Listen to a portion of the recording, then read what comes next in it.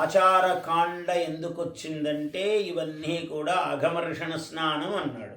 అంటే పాపమును పోగొట్టే స్నానము.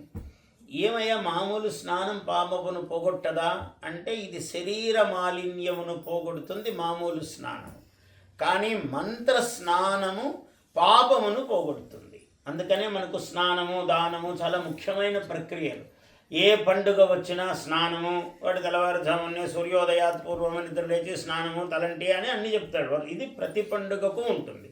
లేదు ఎప్పుడో నదీ స్నానము, తీర్థము, క్షేత్రము, అక్కడ స్నానము ఎలా చేయాలి? మృత్తికే ఏ హనమే పాపం యన్మయా దుష్కృతం కృతం. ఇప్పుడు గంధము, ఈ గంధము ఏమిటి?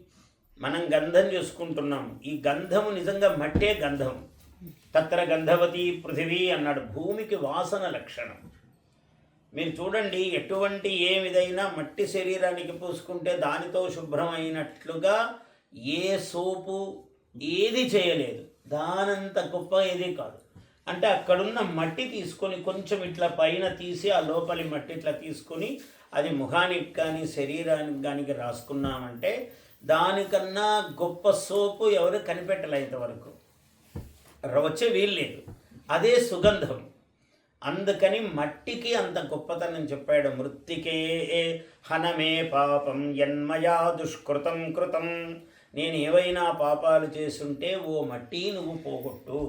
ఆధునికంగా మట్టి గురించి కవిత్వాలని రాసి వీడే గొప్పగా కనుక్కున్నాడు మట్టి గురించి అని చెప్తుంటాడు. అసలు మన పూర్వులు మట్టి గురించి చెప్పినంత వీడి కవిత్వం ఎప్పటికీ రాయలేడు. ఎందుకంటే మట్టి గురించే చెప్పాడు వాడు. మట్టి గొప్పతనం ఏమిటి అనే చెప్పాడు. మృత్తికే హన, మృత్తిక అంటే మట్టి. మృత్తికే ఏ హనమే పాపం యన్మయా దుష్కృతం కృతం. మృత్తికే ఏ బ్రహ్మదత్తాసి కాశ్యపేనాభిమంత్రిత అన్నాడు. ఈ మృత్తిక బ్రహ్మదేవుడు సృష్టించాడు. బ్రహ్మదత్త అసి, ఓ మట్టి నీవు బ్రహ్మచేత ఇవ్వబడ్డావు. కాశ్యపేన అభిమంత్రిత, కాశ్యపుడు అంటే కశ్యప ప్రజాపతి చేత నీవు అభిమంత్రింపబడ్డావు. Please subscribe to our YouTube channel.